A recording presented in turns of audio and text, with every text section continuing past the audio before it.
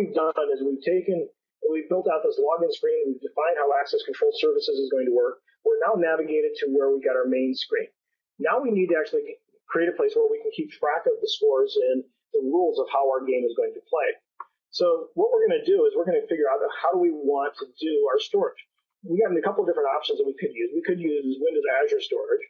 It's fast, it's scalable, but the trouble is it's non-relational. It's really a different mind scheme as to how you make that stuff work. SQL Azure is durable, it's easily provisioned, and it takes advantage of my existing Transact SQL skills. So if I've built out database kind of things, it all is going to just work. For what we're going to do is we're going to use SQL Azure. The second thing I want to do is I want to take that database and I want to implement it, make it available through the cloud to my game. So how do I make that work? WCF Data Services is a way to do that, and it takes advantage of the Windows Communication Foundation to make sure I've got a secure communication between my client and the actual data service. And I can implement it using data pretty quickly and easily. That builds on top of a RESTful interface, similar to how Windows Azure and the Azure storage works. But it allows me to go out and create my own custom code that implements whatever methods I need. So I'm going to use these two technologies to get started. So the first thing we're going to do is we're going to need a database. So if we go out to where I've got my management portal, browse our way over here, one of the items that's available. So supposing we're at the home page, you'd see I've got new account storage, I've got new database server. I also have the database down here.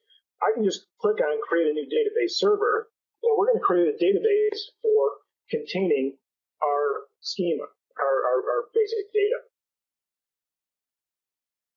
When I click over onto the database, you can see here's my MSDN subscription. I can click on the subscription. I've got an existing database, so I'm going to create a new one.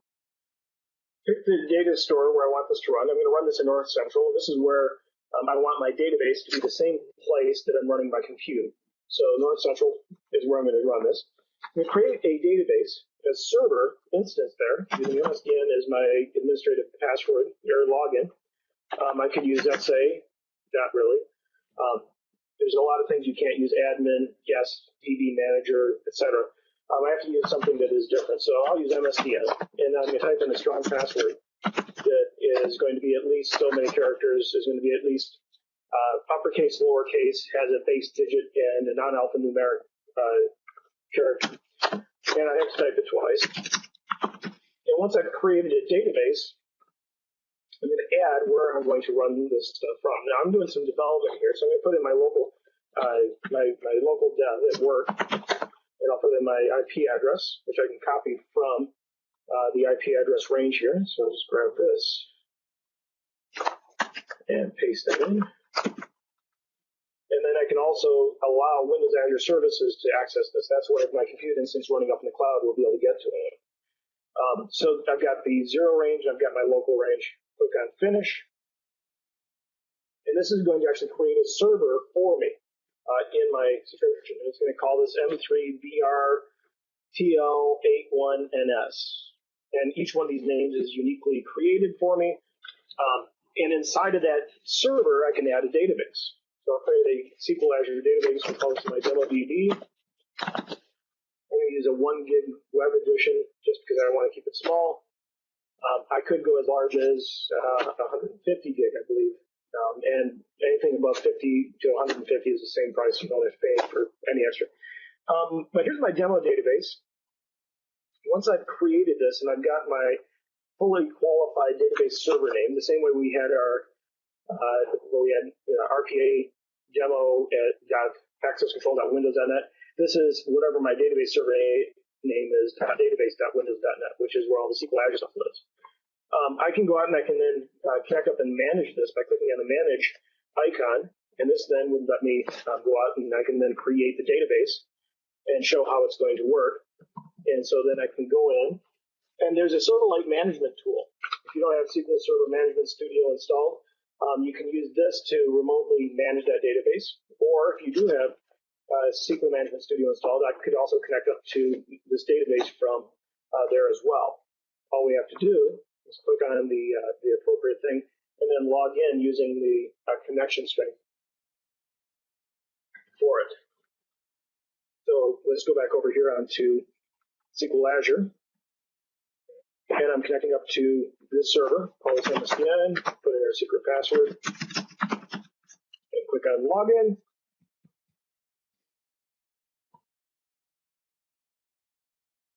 And at this point, I'm going to create a schema for how we want to store the game data. What is that game data going to look like? From a simplistic perspective, I've got two main tables. I've got a header and a detail table that I want to manage. In our case, it's going to be games and game detail. And what I want to do is I want to be able to store where details are all related to a given game. So I've got like a game ID that I'm going to use.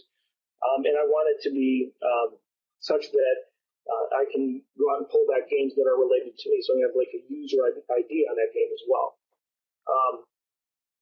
While this is connecting up, I'm going to see if I can connect to it from the Management Studio as well.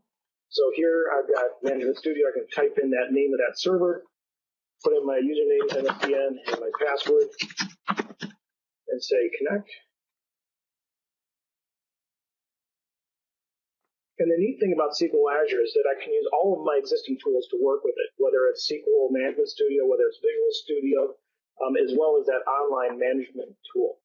If I go out and look at this, you'll see here's my databases. There's that demo database we created. I can add tables in here right now.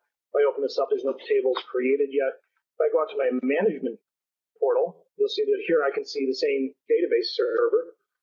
And from here, I can go out and I can open up a script to actually do some creation of schema for me. So that's what I'm going to do is I'm going to go out to a script that I created.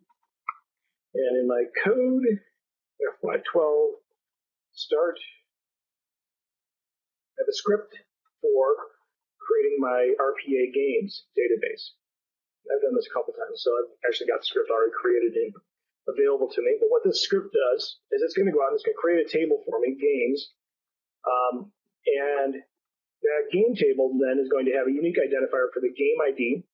It's going to have a player name because I want to know who's playing it. I've got a game name, which is going to be which game they're currently playing. And so we're going to do that, and we're going to put a primary key on that to be the game ID as being the primary key. Other thing I'm going to do is create a table called game results. Game results are going to use that same game ID as a foreign key to relate to the previous table. It also has a round number. So each time I make a throw, I want to see the history of that game. So I have a round. And that's going to be a sequential number that will be increment from 1 up to however many rounds you play. Each game round is going to have a player 1 move, which is the move that the phone makes, and we're going to have player 2 move, which is going to be, in this case, the computer, our logic that we end up building. So player 2, we want to store what they threw, and we want to know who won. So we'll create that. We'll set up the foreign key relationship to it. So we've got a foreign key between game results and games. And then we're going to create a view that's going to give us a count of the games, the game player, and how many times I won, and basically what the score is. So how many rounds do we have? The winner, the number of times the computer won, the number of times I won, and the number of times it was a tie. And then we'll basically go through and create that. So I can go out and create all this and say execute. And this is then going to go out and create that schema for me. So if I come back over here to my demo DB, I could click on my overview. And you can see here's all the different schemas and objects and stuff like that. If I click on the administration, or I go down to design, it'll show me here's the tables we created. So I've got 2 tables for game results and games. If I click on the views, I've got a view for V games, which is how many games I've got. I could edit this and I could play around with it, and you can get all of the different schema and pieces that you need. But basically, this server up in the sky, this guy over here, is going to have all of the pieces I want. So I want to use this SQL Azure database as my game server. So let's take that database that we now have. If we refresh it from SQL Management Studio, you can see I've got those same pieces of code here. I'm going to go out to Visual Studio, and I'm going to go into my Server Explorer, and I'm going to add a connection to that database. So from the Server Explorer, you'll see there's my data connections. I can click on Add. I'm going to add a data connection here. Paste this in. Put in our name. And say, OK, test connection. test connection succeeded. Come down here, put in demo DB, and say, okay, that's where we're going to. So now from Visual Studio, if I want to create a web page that had a list of all the players and all the games and the current score of things, I could run it right from here if I wanted to. I mean, literally, I've got all the tables, I've got all the views and all that other stuff. What we want to do is we want to go out to where we've got our RPA site and where we've got the basic web application. Now, remember, we deployed this out to Windows Azure, and it deployed out to this website URL. And then I can actually go out here and confirm that it did publish it successfully. It actually says it's complete. It completed quite a while ago.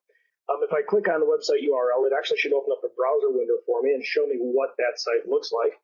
And this is where I'm going to go out and I'm going to add my code. So inside of here, this URI is where I'm going to add a service for connecting me up to that database.